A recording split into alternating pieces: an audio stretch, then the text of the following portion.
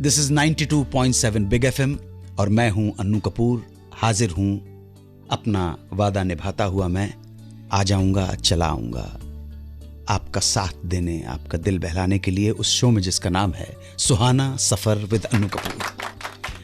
आज के सफर को मनोरंजक बनाने के लिए जो कहानियां लेकर आया हूं, उसमें पहली कहानी है कि गोविंदा को कैसे मिली उनकी पहली फिल्म तन बदन। उसके बाद कैसे शक्ति सामंत को पुनर्जन्म पर बनी फिल्म महबूबा का आइडिया आया। हमारे रेगुलर सेगमेंट्स तुमने पुकारा और हम चले आए, दिल ने फिर याद किया, जहां आज दिल याद करेगा प्रसिद्ध अभिनेता बॉबी देओल को। हमारा सेगमेंट फिल्मी मिस्टेक का, जिसमें आज बताएंगे फिल्म फना की एक त्रुटि, और अंत में मुंबई के हमारे श्रोता अजीत श्रीवास्तव का प्रश्न। तो चलिए करते हैं शुरुआत आज के सफर की। सुनते हैं ये मीठा कर्णप्रिय गीत। बात उन दिनों की है जब गोविंदा फिल्मों में काम तलाश कर रहे थे, मगर बात बन नहीं रही थी, सफलता मिल नहीं रही थी। जहां पर भी जाते तो कोई उन्हें शॉर्ट हाइट की वजह से, तो कोई उनकी पर्सनालिटी की वजह से काम देने से इनकार कर देता था।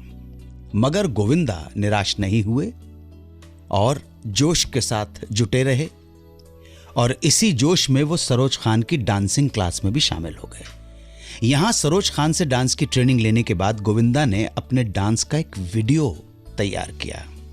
इस वीडियो को दिखाते थे कि कोई प्रोड्यूसर इंप्रेस हो जाए, मगर हासिल हुसूल जीरो। संयोग से उन्हीं दिनों गोविंदा के मामा एक फिल्म बना रहे थे, मगर गोविंदा ने अपने मामा को यह वीडियो नहीं दिखाया था, क्योंकि फिल्म की कहानी के हिसाब से उन्हें एक मैच्योर एक्टर की जरूरत थी। सब तरफ से निराश होने के बाद आखिर थक हार के गोविंदा ने वीडियो मामा जी को दिखाई दी।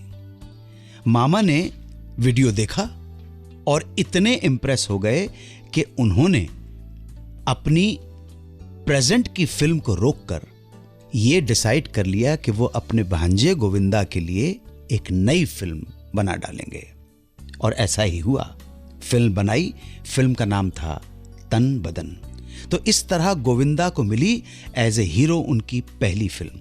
हालांकि ये उनकी पहली रिलीज्ड फिल्म नहीं थी, उनकी पहली रिलीज फिल्म रही इल्जाम। शक्ति सामंत को फिल्म महबूबा की कहानी की प्रेरणा कहां से मिली, इसके बारे में स्वयं शक्ति सामंत अपने एक इंटरव्यू में बताते हैं कि राइटर ब्रजेंद्र गौड़ की दूसरी संतान के जन्म के दौरान उनकी पत्नी मीना का निधन हो गया था, और इसके बाद ब्रजेंद्र गौड़ की शादी कालांतर में पत्नी मीना की छोटी बहन से ही हो गई। डायरेक्टर शक्ति सामंत का ब्रजेंद्र गौड़ के घर आना जाना हुआ करता था। मीना के निधन के बाद जब शक्ति सामंत ब्रजेंद्र गौड़ के घर गए एक दिन, तो उनकी दूसरी पत्नी शक्ति सामंत के साथ बातचीत करने लगी।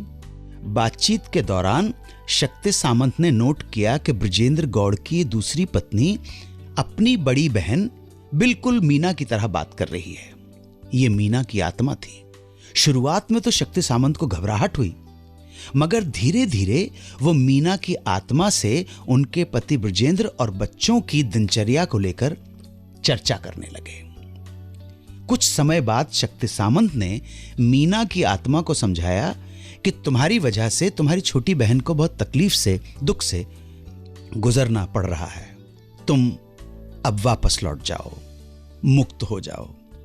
मगर मीना की आत्मा ने कहा कि उसे लोगों के बीच रहना, बातें करना बड़ा पसंद है, वो वापस नहीं जाना चाहती।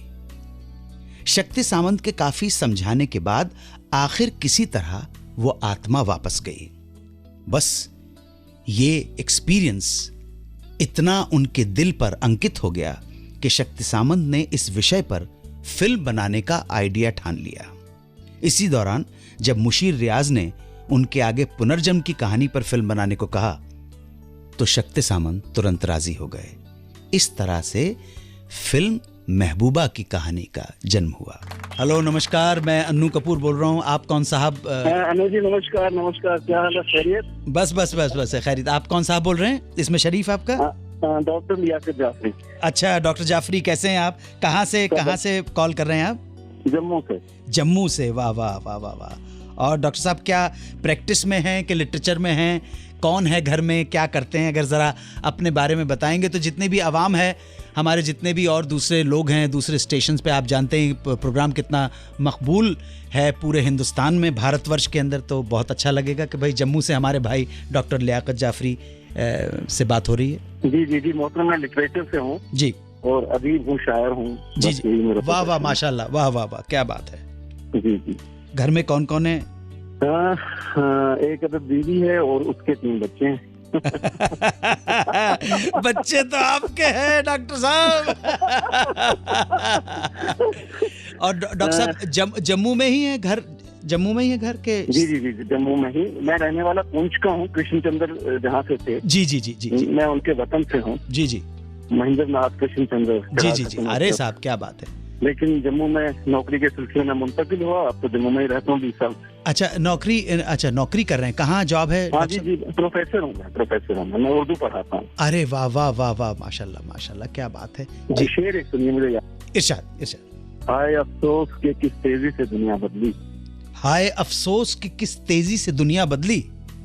ये जो सच है ये कभी झूठ हुआ करता था। वाह वाह वाह। जी शेर मुझे याद आ गया अपना। जी बहुत अच्छा लगा। कोई आपकी फरमाइश हो तो मैं सुना दूं? जो भी आपको पसंद है मुझे सुना दीजिए। ठीक है, थैंक यू सो मच। दुआओं में याद रखिएगा। ओके, खुदा हाफिज़। दिल ने फिर याद किया, आज दिल याद करेगा प्रसिद्ध अभिनेता श्री बॉबी देओल को।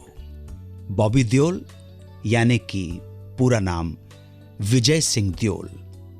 जन्म 27 जनवरी 1967 को बंबई में हुआ। आपके पिता श्री धर्मेंद्र, माताजी श्रीमती प्रकाश कौर और बड़े भाई श्री सनी देओल के अलावा इनकी 2 बहनें अजीता और विजेता, जो शादी के बाद से यूएसए में सेटल हैं।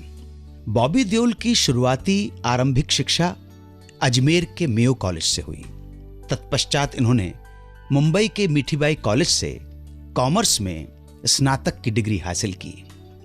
एक्टिंग की शुरुआत 1977 में फिल्म धर्मवीर में एज ए चाइल्ड आर्टिस्ट हुई, जिसमें इन्होंने अपने पिता श्री धर्मेंद्र के बचपन का रोल अदा किया था। बतौर हीरो इनकी शुरुआत हुई 1995 की फिल्म बरसात से, जिसे प्रोड्यूस भी किया था आपके पिता श्री धर्मेंद्र ने। फिल्म के निर्देशक थे राजकुमार संतोषी और पहली फिल्म ने बॉबी देओल को हिंदी फिल्म इंडस्ट्री में एस्टैब्लिश कर दिया। आगे राजीव राय के डायरेक्शन में बनी बॉबी देओल की अगली फिल्म थ्रिलर थी, नाम गुप्त। उसके बाद अब्बास मस्तान की फिल्म सोल्जर भी बहुत बड़ी हिट साबित हुई। 1999 में अपने बड़े भाई सनी देओल के डायरेक्शन में श्री बॉबी देओल ने दिल लगी फिल्म में काम किया। हालांकि दुर्भाग्यवश ये फिल्म कुछ कमाल नहीं कर सकी। उसके बाद बादल, बिच्छू, आशिक, अजनबी, चोर मचाए शोर, हमराज, किस्मत, अपने, दोस्ताना और यमला पगला दीवाना बॉबी देओल के करियर की उल्लेखनीय फिल्में रहीं।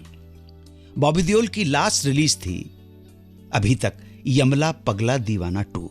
फिलहाल बॉबी देओल श्रेयस तलपड़े के डायरेक्शन में बनने वाली फिल्म पोस्टर बॉय में अपने बड़े भाई श्री सनी देओल के साथ काम कर रहे हैं। निजी जीवन की बात करें तो बॉबी देओल की शादी प्रसिद्ध उद्योगपति देव आहूजा की सुपुत्री तान्या आहूजा के साथ हुई, जो स्वयं फर्नीचर इंटीरियर डिजाइनर हैं। इन दोनों की पहली बार मुलाकात दिवाली के दौरान एक मित्र के यहां हुई थी। बॉबी देओल की पहली फिल्म बरसात के बाद दोनों ने 1996 में विवाह कर लिया। आपके 2 बेटे हैं, आर्यमान और धर्म देओल।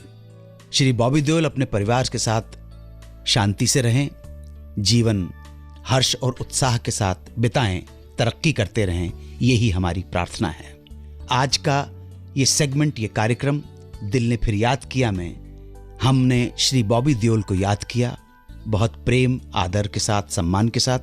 अगर वो ये कार्यक्रम सुन रहे हों, उनके परिवार के लोग सुन रहे हों, मित्र बंधु बांधव सुन रहे हों, तो ये सनद रहे कि हमने बहुत ही रिस्पेक्ट के साथ, बड़े प्यार मोहब्बत के साथ, अखलाक के साथ श्री बॉबी देओल को याद किया 92.7 बिग एफएम के इस शो में, जिसका नाम है सुहाना सफर विद अन्नू कपूर।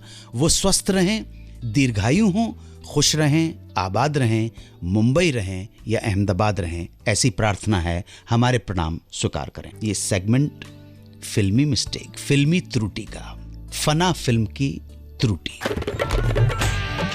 तुम्हें किसी शहजादे से प्यार करना चाहिए, मुझ जैसे शैतान से नहीं। तुम्हें डर लग रहा है। फिल्म में एक सीन है जिसमें ऋषि कपूर ने शराब पी हुई है, ड्रिंक कर रखी है, पूरी तरह से नशे में धुते हैं और हालत ऐसी है कि ना तो उनसे अपने पैरों पर खड़ा हुआ जा रहा है और ना ही बात करते बन रही है। ऐसे में काजोल उन्हें बिस्तर तक छोड़कर आती है। ठीक इसके बाद काजोल को आमिर खान बताता है कि वो ही उसका रेहान है। तुम्हारी आवाज में मैं उसे सुन सकती हूँ, तुम्हारी सांसों में उसका एहसास। जूनी, मैं ही हूं रेहान। समझ रहे ना? जिसे सुनने के बाद ऋषि कपूर तुरंत अपने बेडरूम से बाहर आते हैं और आमिर खान को बहुत बुरी तरह से डांटते हैं।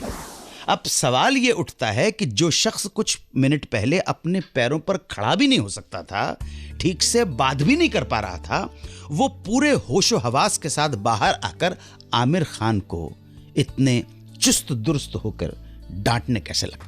मुंबई से अजीत श्रीवास्तव ने हमसे प्रश्न पूछा है कि श्रीदेवी की शुरुआत की फिल्मों में ऐसा लगता है कि आवाज उनकी नहीं है, इस बात का खुलासा करें। तो अजीत जी, श्रीदेवी ने 1975 में फिल्म जूली से हिंदी फिल्मों में शुरुआत की थी अभिनय की। साउथ की हैं, अधिकतर साउथ की ही फिल्मों में काम कर रही थी, हिंदी नहीं आती थी।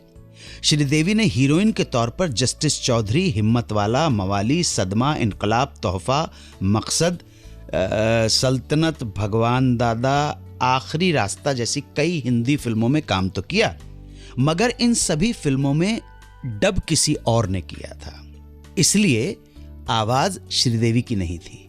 डबिंग आर्टिस्ट ने किया या किसी और से डब करवाया गया। 80 के दशक में मिस्टर इंडिया फिल्म से उन्होंने अपनी खुद की डबिंग करना शुरू की। उनको लगा कि मिस्टर इंडिया से उनको अब कमान संभाल लेनी चाहिए। हिंदी सीखी, मेहनत की, शेखर कपूर जैसा डायरेक्टर साथ था। तो हमारे पास जो डाटा अवेलेबल है, और इस सिलसिले में मैंने प्रोड्यूसर साहब श्री बोनी कपूर साहब से भी बात की थी, तो उन्होंने इस चीज़ को तकरीबन कंफर्म किया।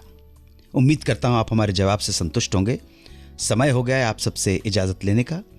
फिर मुलाकात होगी उस प्रोग्राम में जिसका नाम है सुहाना सफ़र विद अन्नू कपूर। चलता हूँ, दुआओं में याद रखिएगा। जय भारत, वंदे मातरम।